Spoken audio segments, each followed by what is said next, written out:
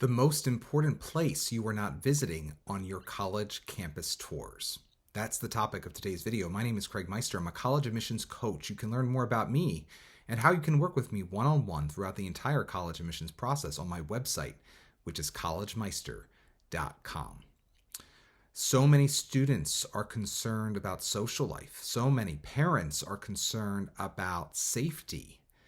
But how many prioritize career services?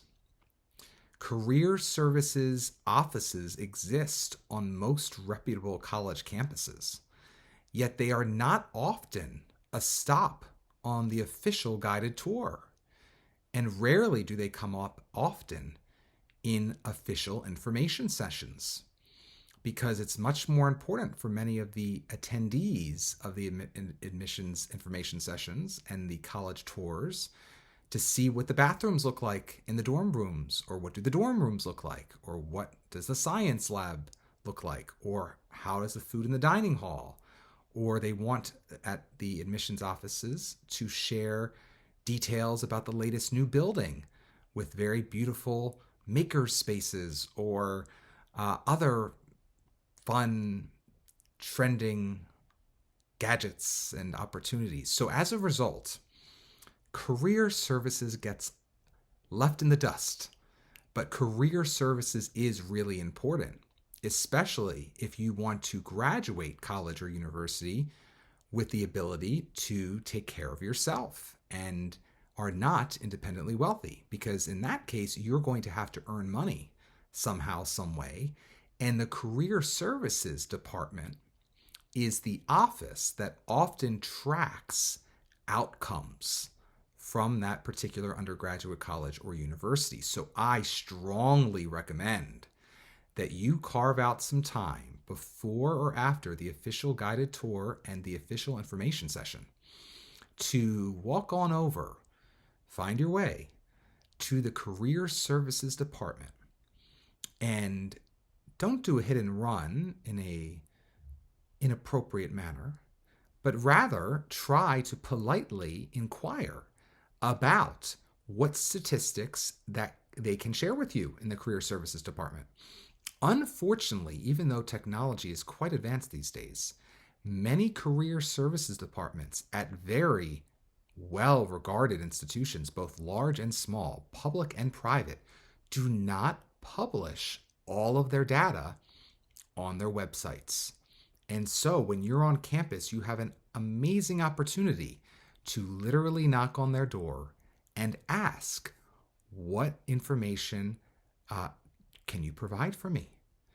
What are most graduates doing 1 year after graduation, 5 years after graduation, 10 years after graduation? How many students who graduate report back on such surveys? What is the difference in income 5 years out, 10 years out, maybe even 1 year out for business majors versus liberal arts majors versus engineering majors?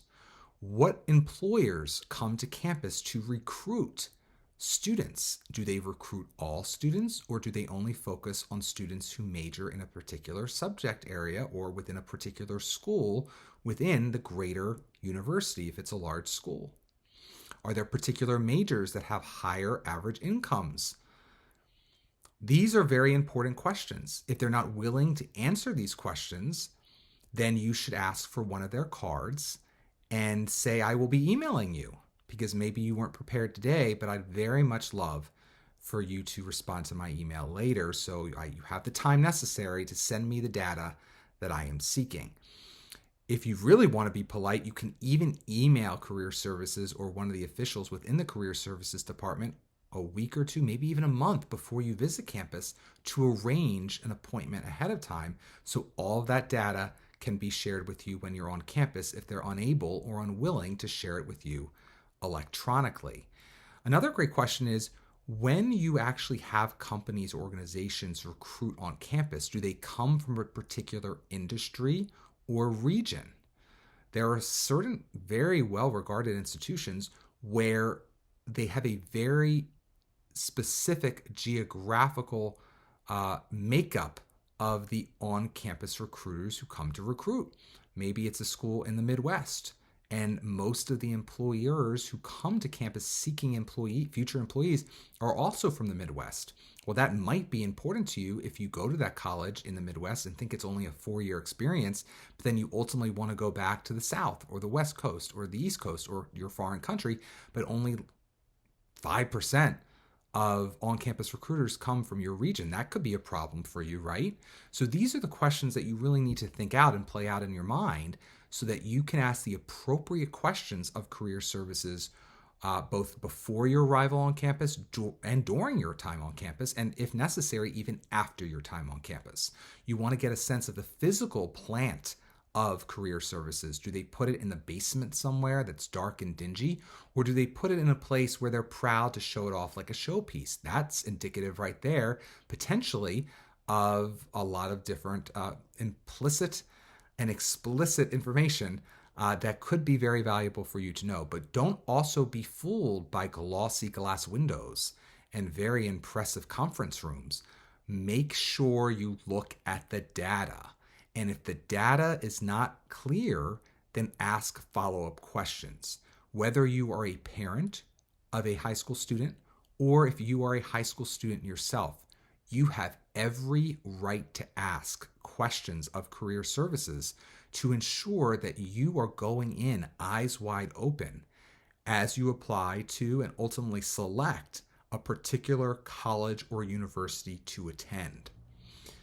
And if you plan ahead, you can even ask to sit in on an information session held by a potential visiting career official or an employer who's coming to actually recruit or attend a college fair or a career fair, on campus, when you can coincide your visit potentially with any particular career offerings or fairs or events or interview training sessions or resume writing sessions that the Career Services Department may be holding in-house or inviting people to come from out of the house. So again, all of these things must be thought about long and hard. I know fraternity life, sorority life, food, nightlife, the size of the dorms, the size of the classes, the facilities themselves, the safety of campus. These are all also very valid and important things to learn about when you are preparing for a college visit and when you are actually engaged in a campus visit. But do not discount the importance of clarifying the place that career services holds on campus, both physically and overall. Because ultimately, in this very virtual world, a lot of career services work can be accomplished very successfully virtually. And I would hope that more and more career services departments make their data of their graduates available in an easy to access manner online so that they can avoid all the students watching my videos that are going to now be hopefully knocking on their door because maybe the data is not as rich online as it could or should be. Again, my name's Craig Meister. If you enjoyed this video, please subscribe to my channel and like this video with a thumbs up. You can also go to my website, which is collegemeister.com, to learn more, again, about how you can work with me one-on-one throughout your entire college admissions process. Until next time, stay safe, stay well, and most importantly, stay stress-free throughout the entire college admissions process.